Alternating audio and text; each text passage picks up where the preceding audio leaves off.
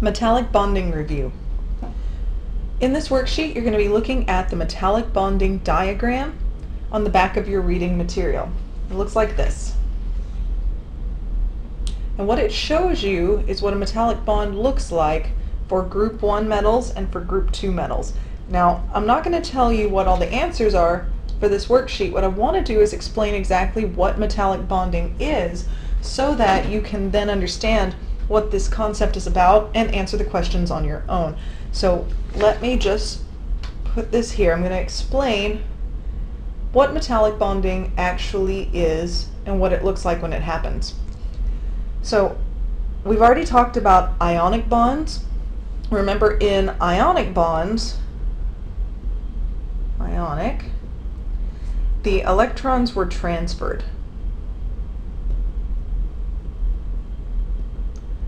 So in an ionic bond, we would have an element such as,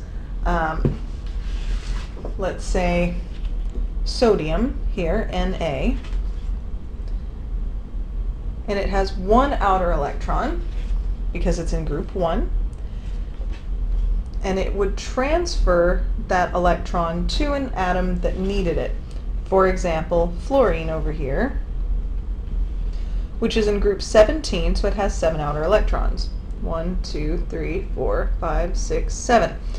So sodium would give that electron to fluorine, so that fluorine now had a total of 8, and sodium had emptied out its outer layer of electrons, its outer energy level, so that it is now stable because the one inside of that level was stable before you added the one to this next level. So sodium and fluorine would then come together to make NaF, sodium fluoride, and that would be an ionic bond. In a covalent bond, which we've already gone over as well, electrons are shared. So instead of one being transferred to another with a metal and a nonmetal, in this case we would have two nonmetals, two or more nonmetals I should say, bonding together in a way that they share electrons. So let's say if I just, instead of having Na bonding with F, let's just say I had two Fs, two fluorines. So remember, each fluorine has 7 outer electrons. Let me make X's for these. Each one of these needs one more valence electron in order to be stable. So what they can do then is share one of those outer electrons, and it'll look like this. We'll have our two Fs next to each other, two fluorines. Here's one shared electron from this fluorine. Here's a shared electron from this fluorine here, and then we'd have 1, 2, oops, excuse me, these were the dots, 2, 3, 4, 5, 6, 7, and 1, 2, 3, 4, 5, 6, 7.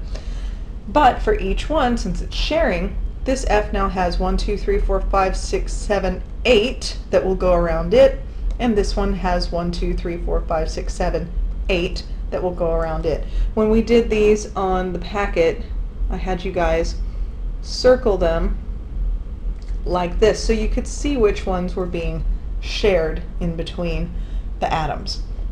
Alright, so here's again our ionic bond. There's a transfer of electrons. In a covalent bond, there's sharing of electrons. Metallic bonds are actually similar to covalent bonds in that there is kind of a sharing, but it's not between two particular atoms. It's for all of the atoms. These positive dots in here are representing the atoms once they've given up electrons. Remember, if I give up a negative electron, I end up with a positive charge. So like this sodium here, once it gives away that one negative electron, it has a +1 charge. And we've labeled that on our periodic tables, that anything in group 1, when it bonds ionically, will have a +1 charge because it gave up that one electron. So I'm going to have this +1 charge for Na. So since Na is one of my group 1 metals, I can use it as my example down here. So this could represent a whole bunch of sodium atoms. And each sodium atom has given up one electron, and it gave it up to what we call the sea of delocalized electrons. So delocalized means that this electron, which is what is represented here with these negatives, this electron is no longer local to just this one atom. It is free to move around all of these atoms. Whereas in a covalent bond, those shared electrons are only free to move around the number of atoms that were actually sharing them. In this case, in a metallic bond, these electrons are allowed to be shared throughout the entire chunk of metal. So if I had a piece of sodium metal that I was holding on to, the electrons are flowing freely throughout that sample of metal. Now, what I want you guys to remember is that these dots and X's that we've drawn here, these are not the only electrons in the atoms. So for example, for sodium, Na, remember that sodium is in period 3, so it means it actually has 1, 2, 3 energy levels of electrons. So 1, 2, 3 energy levels of electrons, and there are 2 that can fit in the first level. The second level can hold up to 8, 3, 4, 5, 6, 7, 8, and then we see here that sodium is only going to have 1 valence electron. So I'm going to put 1 valence electron for sodium. If I count up all my electrons, 1, 2, 3, 4, 5, 6, 7, 8, 9, 10, 11 is the atomic number of sodium. Our neutral atoms, atoms that have the same number of protons and electrons, neutral atoms, you'll be able to look at this to figure out the number of electrons. But remember that this number, the atomic number, really only tells us the number of protons, because the number of electrons can change, as I've just shown you in these examples. So in this case, for a group 1 metal, the only electrons that are free to delocalize, that are free to leave and go to other atoms, are these valence electrons. So this electron will be delocalized. It will move away from just this one particular atom and be free to move around the entire metal. So if I had another sodium atom here that I had drawn, right, Na with all of its electrons, it'll have 1 valence electron that is also free to move around. So sodium still has 10 electrons in its inner levels, but that valence shell has now been emptied so that these electrons can be shared throughout the whole metal. Look at the difference between a group 1 and a group 2 metal. Look at the number of electrons that you see in here, and look at the number of electrons you see in a group 2 metal. All right, the difference here, there's a lot more delocalized electrons in a group 2 metal metallic bond. Why would that be? Well, let's look at a group 2 metal.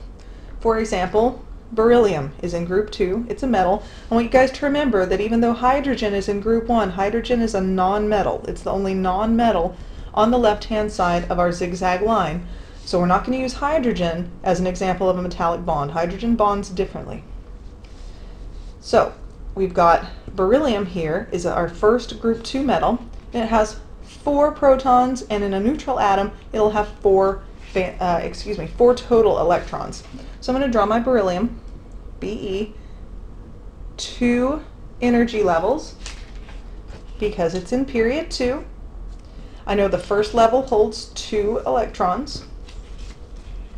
So I'm going to put my 2 electrons in here, and then beryllium has a total of 4, so there's 1, 2, and 3, 4. I also know it's going to have 2 valence electrons because it's in group 2. Remember, in a metallic bond, the valence electrons are free to delocalize, to leave, and become part of this sea of electrons. So we're going to draw arrows coming off from here. These 2 electrons will now be shared throughout the metal, and these electrons will stay with the atom of beryllium that they were originally with. You can see now this shows a 2 positive charge because it lost 2 negatives. When you lose 2 negatives, you become 2 positive. All right, you now have 2 more protons than you have remaining electrons. So here again, if we had another beryllium in this bond, Okay, we'd have our two outer electrons. Those would become delocalized as well. So in a metallic bond, these electrons are shared throughout the entire sample of metal. This is why metals are good conductors of electricity and heat. Remember, electricity is just the flow of electrons. So because the electrons are free to flow about, it conducts electricity very well. Also, malleability means it's able to be hammered without breaking. And let me show you the image in here in your reading material of that. All right, if I were to hit a sample of metal, here's our positive nuclei and inner electrons of those atoms, and then the delocalized electrons are the negative ones here that are represented with an E.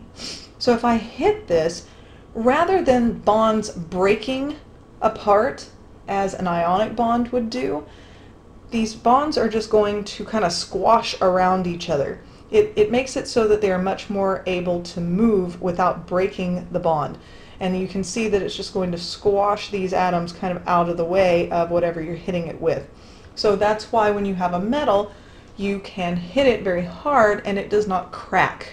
All right, the bonds just move away from each other, and, well, not away from each other, but they squash outward.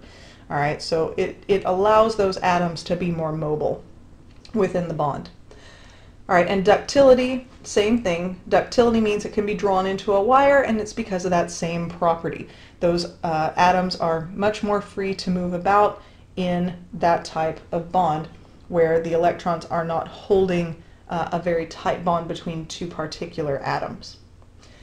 So as you go through and you answer the questions on your worksheet, just pay attention to the information that we just went over about how it is a metallic bond forms and what it looks like when it happens, and that there are only the valence electrons that are being shared within that bond. If you do still have questions about this material, please feel free to ask.